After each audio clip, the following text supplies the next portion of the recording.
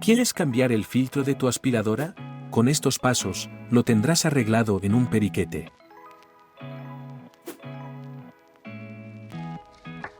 ¿Qué necesita? Un filtro nuevo. Paso 1. Quita el filtro viejo. En este aspirador, el filtro está en la parte trasera. Abra la carcasa y suelte el filtro. Ahora puede sacarlo.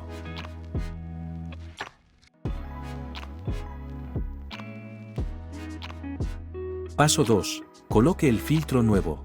Coloque el nuevo filtro en el lugar del antiguo y encájelo. Cierre la carcasa. Ha sustituido el filtro y el aspirador está listo para volver a utilizarse.